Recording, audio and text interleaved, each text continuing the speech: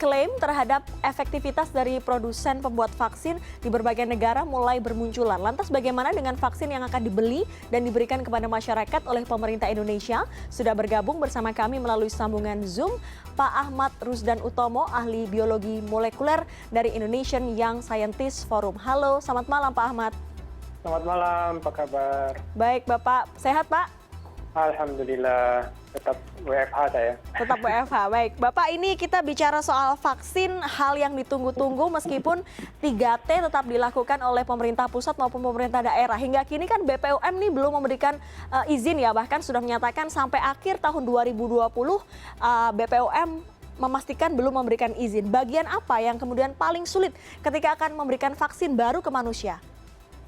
Ya, jadi kalau kita lihat dari perjalanan clinical trial ya, ini kan fase 3 ya.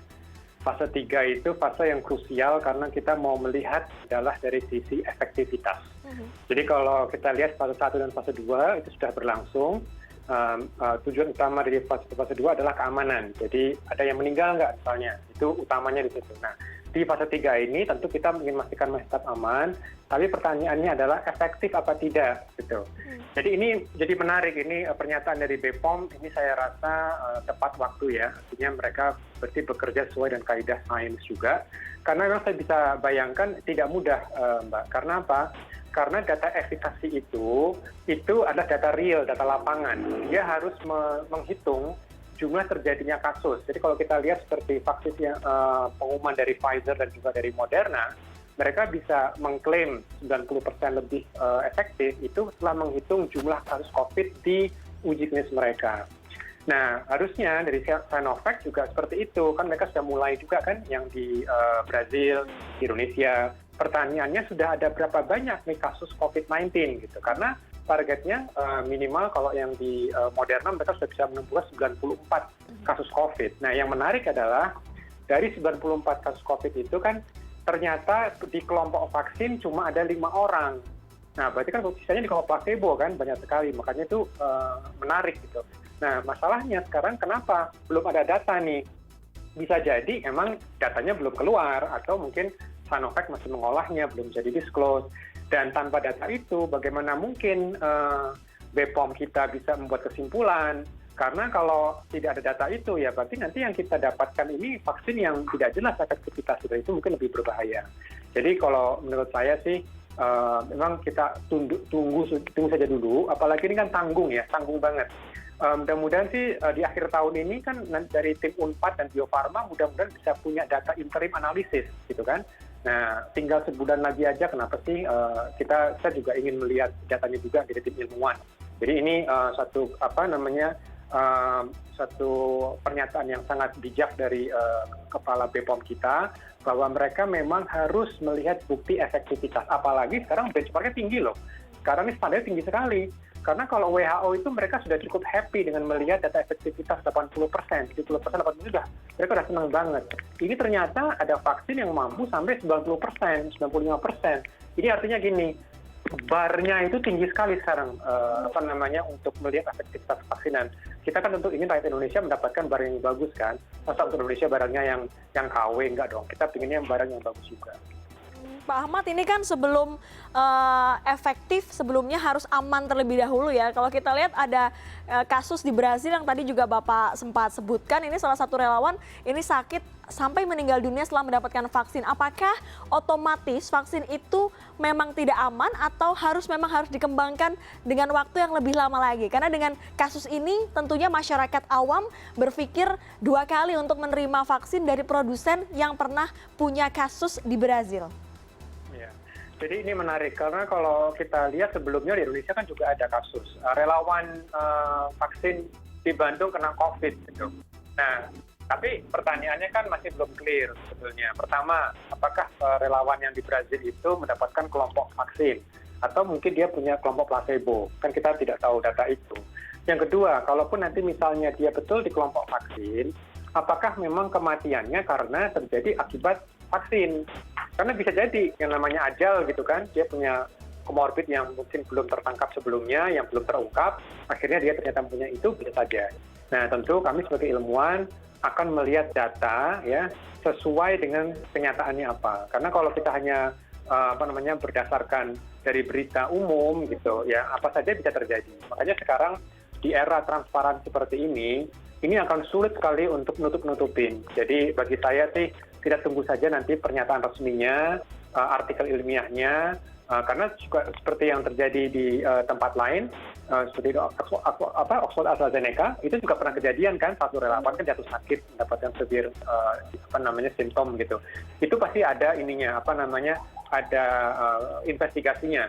Jadi ini pasti yang ketiga, kalaupun memang karena vaksin, mereka juga pasti akan melakukan satu tindakan mitigasi risiko. Jadi mereka akan jadi tahu juga, oh kira-kira kondisi seperti ini yang memang tidak boleh divaksin misalnya. Jadi kita sih harusnya optimis ya, dan kita harus pastikan dan melihat data itu secara fair dan objektif. Pak Ahmad, tadi kan Pak Ahmad juga menyebut bahwa kita harus melihat ini secara fair, tapi jika memang sudah dirilis, misalnya kita berbicara misalnya data itu dirilis, kemudian pasien atau relawan ini yang ketika menggunakan vaksin ini terkena sakit, kena COVID-19 lagi, atau misalnya meninggal dunia atau menderita sakit yang lain, kemudian apakah Anda melihat ilmuwan ini buru-buru untuk membuat vaksin? Apakah ini berbahaya jika ada kesan begitu yang ditangkap oleh masyarakat? Oke, ini menarik.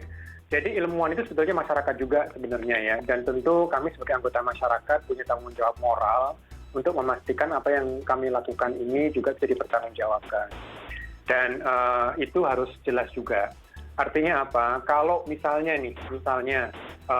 ada bukti bahwa ini betul-betul karena vaksin, contoh yang bagus itu seperti kasus vaksin demam berdarah, di mana di situ ada kejadian di Filipina yang meninggal cukup banyak gitu. Nah, artinya di situ kita pasti akan membuka datanya, pasti akan menceritakan bagaimana skenarionya. Dan ini publik harus tahu. Nah, kalau misalnya nanti kita punya data efficacy, nah ini juga menarik, Mbak. Kenapa sih uji klinis itu nggak bisa buru-buru? Salah satunya ini tadi, untuk melihat dalam jangka waktu yang panjang, ada tidak masalah-masalah yang kita khawatirkan tadi. Gitu. Karena kalau kita buru-buru nih, kan ini kan timeline dari uji klinis fase 3, itu kan biasanya kan setiap setahun kan. Dalam setahun itu mudah-mudahan kita bisa mulai menangkap nih apabila ada kejadian yang tidak kita inginkan, itu akan terjadi. Gitu. Dan biasanya juga jumlah relawannya banyak, seperti di studi Pfizer, Moderna itu kan 45.000, 30.000, itu banyak sekali gitu. Dan mereka juga pasti akan melihat kalau misalnya pahitnya naudzubillah dzalik, kalaupun ada yang sakit berat gitu, mereka akan bisa menghitung kira-kira risk benefitnya seperti apa. Dengan risiko kemungkinan ada gejala berat ya, mudah-mudahan jangan meninggal ya. Kalau meninggal itu sudah mungkin harus berpikir ulang gitu. Tapi kalau misalnya sampai gejala berat, sampai masuk rumah sakit misalnya gitu kan. Nah, tapi kalau kita bisa menyelamatkan jauh lebih banyak nyawa, selama itu nanti ada informed consent, Mbak. Jadi itu harus semacam persetujuan berinformasi, itu kita bisa sama-sama dengan risiko ini. Makanya emang vaksin itu nggak bisa buru-buru, betul. Uji klinis vaksin tidak bisa dibuatkan timeline di luar kaidah sains. Itu yang masyarakat harus pahami. Karena saintis itu kita juga punya banyak pengalaman. Uji klinis itu satu tahap yang memang tidak bisa buru-buru. Kalau pembuatan benihnya, ya. Makanya sekarang seperti pengalaman Pfizer dan Moderna, mereka sejak genom dari virus dipublikasi oleh China, dalam tempo kurang dari sebulan mereka sudah punya prototip vaksinnya. Cepat sekali. Tapi kalau kita bicara uji klinis, ini tidak bisa buru-buru. Karena ini kita bicara manusia, kita bicara nyawa manusia. Dari uji klinis ini kemudian juga muncul klaim vaksin ini bisa efektif hingga 97%.